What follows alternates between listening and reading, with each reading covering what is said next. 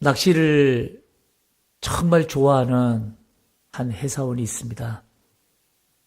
어느 한 주말 들뜬 마음으로 낚싯대를 메고 낚시터로 가는 거예요.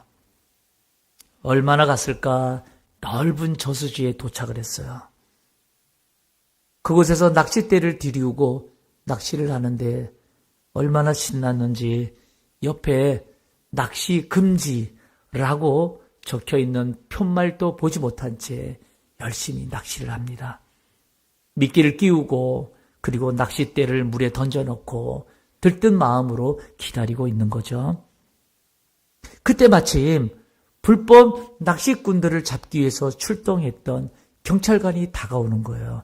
그리고 경찰관이 하는 말, 아니, 여기서 낚시하면 안 됩니다. 낚시하면 안 된다는 거 몰라요? 당신을 불법 낚시한 걸로 간주하고 당신을 체포하겠습니다. 그랬어요. 그러자 이 회사원이 깜짝 놀라면서 그래서 하는 말이 뭔가 하면, 아니요, 저는 낚시하지 않았어요. 저는 지렁이 목욕시키고 있었습니다. 그렇게 말했답니다. 지렁이 목욕시키고 있었다. 여러분, 이 말이 되지 않습니까? 이스라엘 백성들의 가나안 여정을 보면 참 말도 많고 탈도 많았어요. 일주일이면 들어갈 저 가나안 땅 무려 돌고 돌아서 38년이라는 세월 동안에 광야에서 방랑 생활을 하고 있었습니다. 그러던 어느 날 이스라엘 공동체 안에는 뜻하지 않은 일이 일어났어요. 민수기 16장 1절에 보세요. 1절에 보면 레위의 증손 고핫의 손자 이스알의 아들 고라와 르우벤 자손 엘리압의 아들 다단과 아비람과 벨레세의 아들 온이 당을 짓고라고 말을 하고 있습니다. 여기서 당을 지었다라고 하는 것은 파벌을 형성해서 반란을 꾀했다라는 뜻이에요. 아니, 지금까지 가나안으로 향해 잘 걸어왔는데 왜 갑자기 이스라엘 공동체 안에 이런 파벌이 형성되고 반란을 꾀하는 일이 일어났는지 조금은 충격적이죠. 그것도 하나님의 성막에서 가장 거룩하게 하나님의 일을 감당하는 레위 지파 중에 하나가 당을 짓고 반란을 꾀하는 일에 앞장섰다 이 말이에요. 그러니 질문해보고 싶은 것은 어떻게 가장 귀한 하나님의 성막에서 가장 거룩하게 하나님의 일을 감당하는 이들이 이런 일을 행할 수 있는가라는 거예요. 왜 그랬을까? 그래서 먼저 당을 지은 자가 누구인가를 보면 1절을 다시 보세요. 민수기 16장 1절에 보니까 레위의 증손 고핫의 손자 이스알의 아들 고라와 라고 기록하고 있습니다. 레위의 증손이래요. 그러니까 고라는 레위 지파 사람이에요. 다시 말하면 같은 레위 지파의 모세와 아론의 사촌이었습니다. 사촌.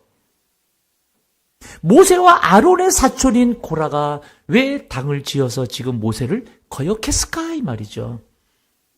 민수기 16장 3절에 보면 이렇게 말하고 있어요. 3절에 보니까 그들이 모여서 모세와 아론을 거스려 그들에게 이르되 너희가 분수에 지나도다 회중이 다 각각 거룩하고 여호와께서도 그들 중에 계시거늘 너희가 어찌하여 여호와의 총회 위에 스스로 높이느냐 라고 말을 하고 있어요. 지금 고라가 하는 말을 보면 너만 거룩하냐, 우리도 거룩해, 우리도 레위인이고 그러니까 우리도 제사장 할 수 있는데 왜 모세 아론 너희만 제사장을 하냐 라면서 모세와 아론이 오랫동안 제사장직을 행하는 것에 대한 불만을 지금 표출해내고 있는 거예요. 또한 고라와 함께 당을 지었던 자들이 있죠. 민수기 16장 1절 중간에 보세요. 중간에 보면 르우벤 자손 엘리압의 아들 다단과 아비람과 벨레스의 아들 온이 당을 지었다라고 말해요. 여기 보면 르우벤의 자손 엘리압의 아들 다단과 아비람과 온이 반란에 가세했다 이 말이에요. 여러분, 이들이 왜 고라와 당을 짓는데 합세했을까 보니까 13절이에요. 민수기 16장 13절에 보니까 이런 말씀이 있어요. 내가 우리를 적과 꿀이 흐르는 땅에서 이끌어내어 광야에서 죽이려 함이 어찌 작은 일이기에 오히려 스스로 우리 위에 왕이 되려 하느냐라고 말해요. 여기 보면 내가 우리를 적과 꿀이 흐르는 땅에서 이끌어내어 광야에서 죽이려 한다. 지금 고라와 당을 지어서 반란에 합세하고 있는 다단과 아비람과 온은 애굽에 살던 그 땅을 적과 꿀이 흐르는 땅이라고 부르고 있어요. 이 말인즉 하나님이 주실 땅으로의 출애굽조차도 폄하하고 있는 무례함을 지금 행하고 있는 것을 단편적으로 보여주고 있습니다. 그런 이들이 모세와 아론을 향해서 하는 말이 스스로 우리 위에 왕이 되려 하냐라고 그렇게 반감을 드러내고 있었다 이 말이에요. 성도 여러분, 지금 당을 지어서 반란을 꾀하고 있는 고라나 르우벤의 후손인 다단과 아비람이나 온, 이들이 지금 모세와 아론을 향해서 하는 말들을 가만히 보면 여러분 다 말이 됩니다. 다 말이 돼요.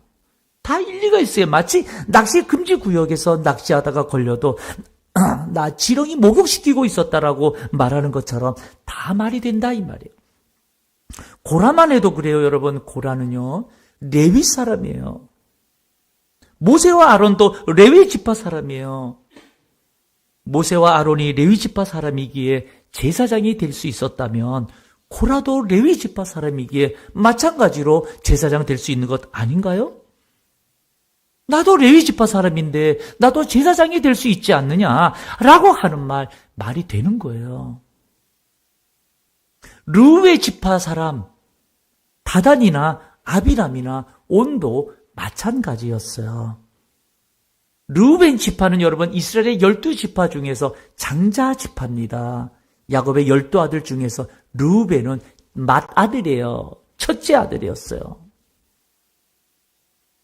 그러니 지금 르우벤 지파가 장자 지파로서 당연히 이스라엘 공동체에서 자기들이 장자로서 주도권을 가져야 한다라고 생각하는 것, 여러분 일리가 있지 않나요? 당시에 장자면 아버지와 같았어요. 그래서 모세와 아론에게 너희가 스스로 우리 위에 왕이 되려 하냐고 정작 자신들의 장자로서의 대우하지 않는 것을 그 마음을 숨긴 채 지금 말하고 있다 이 말이에요. 그러니 이들 또한 이들의 말을 들어보면 말이 돼요. 그리고 보면 그동안에 이스라엘 공동체 안에서 벌어졌던 모든 일들의 말도 다 말이 되는 거예요. 가나안 땅을 정탐하러 갔던 12명의 정탐꾼, 그들이 돌아와서 보고한 내용을 한번 보셔요. 민수기 13장 33절입니다. 33절에 보니까 거기서 네피림 후손인 아낙 자손의 거인들을 보았나니 우리는 스스로 보기에도 메뚜기 같으니 그들이 보기에도 그와 같을 것이니라 라고 10명의 정탐꾼들이 그렇게 보고합니다. 그런데 보세요. 10명의 정탐꾼들의 말, 여러분 다 말이 안 되는 게 아닙니다. 이게 정말 가나안 땅에서 이들이 거인족 아낙 자손을 보고 왔어요. 그 거인족 아낙 자손을 보고 와서 그들은 정말 야, 이 땅 쉽게 정복할 땅이 아니겠구나 라고 느낀 거예요. 그러니까 이 10명의 정탐꾼들의 이 말은 틀린 말이 아니다 이 말이에요.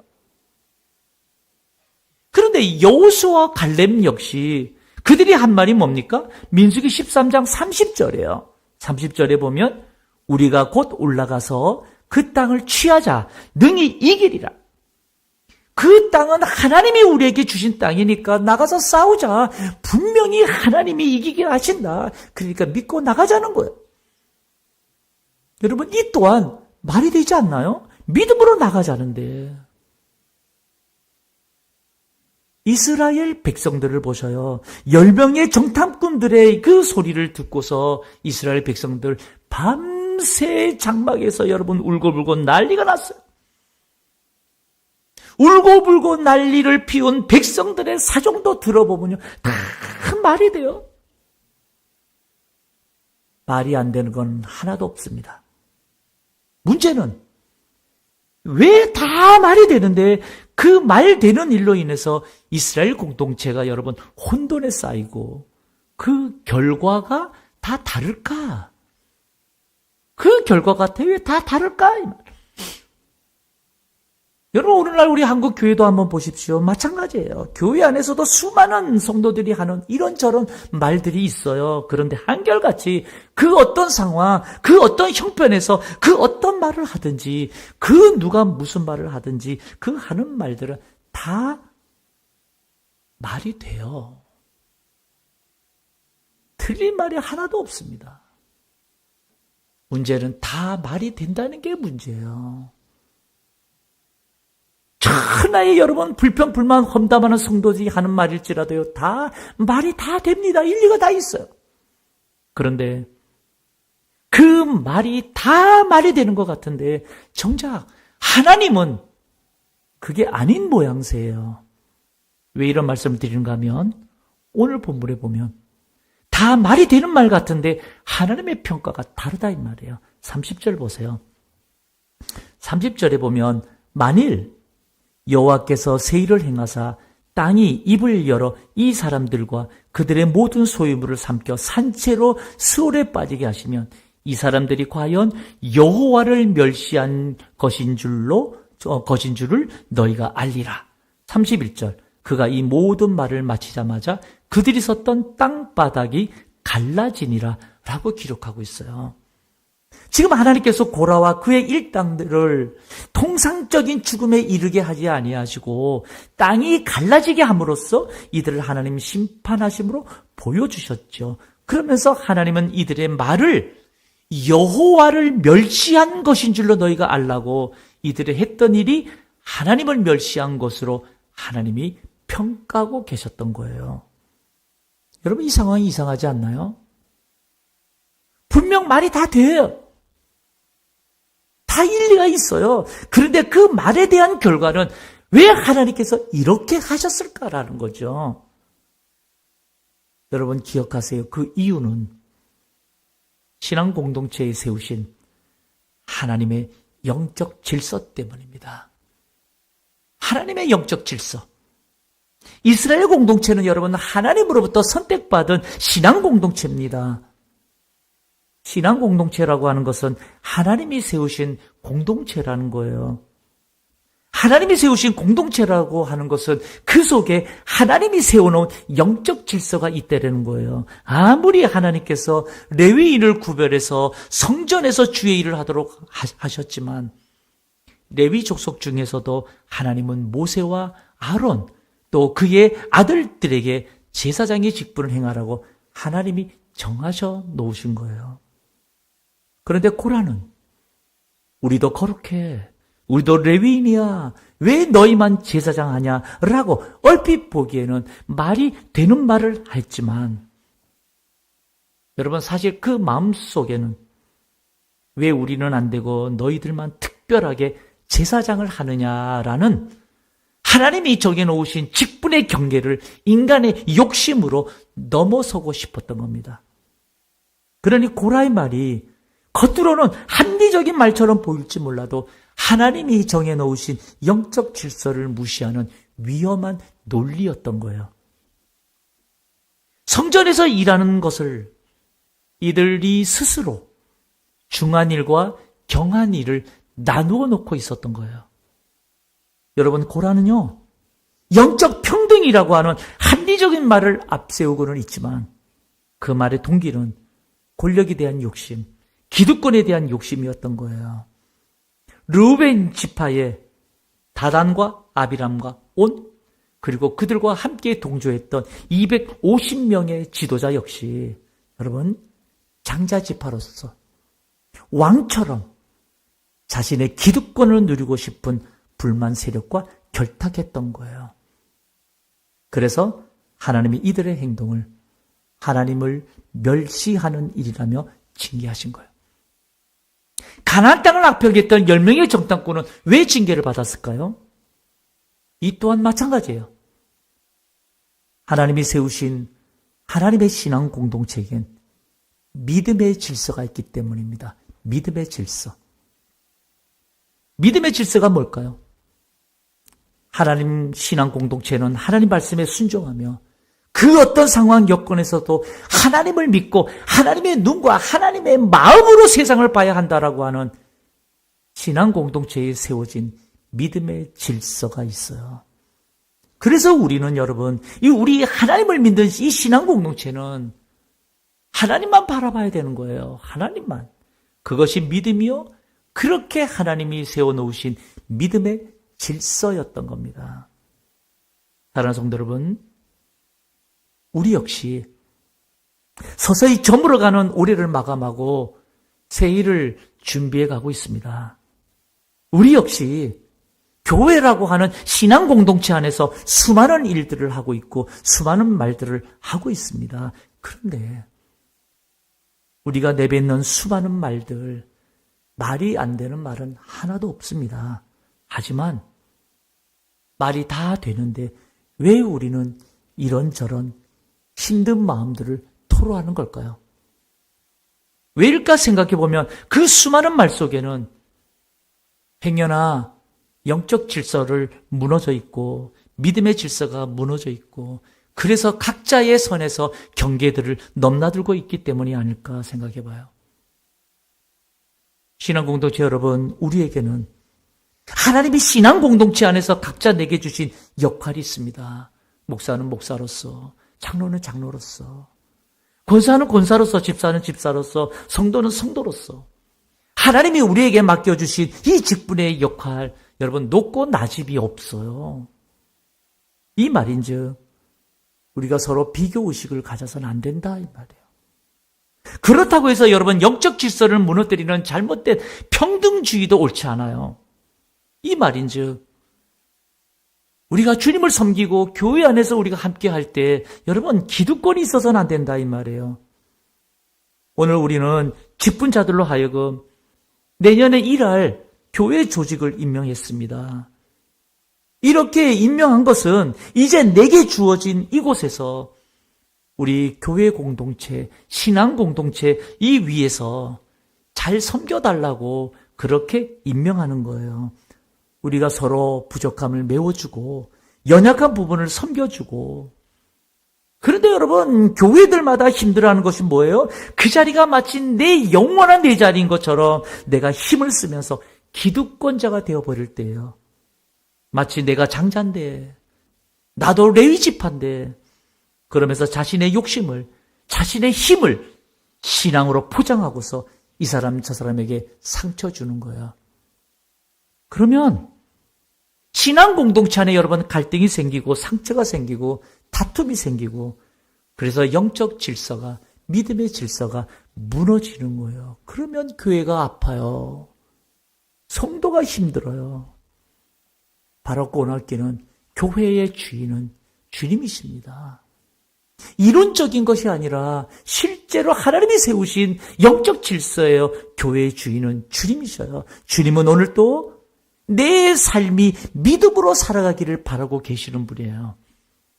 주님의 이 신앙 공동체가 서로 주신 역할에 감사로 순종으로 섬김으로 우리의 머리 대신 주님의 기쁨이 되어드릴 때 우리 신앙 공동체를 향해서 바라보는 주님의 얼굴은 환한 미소를 우리에게 보내지 않을까 생각해 봅니다.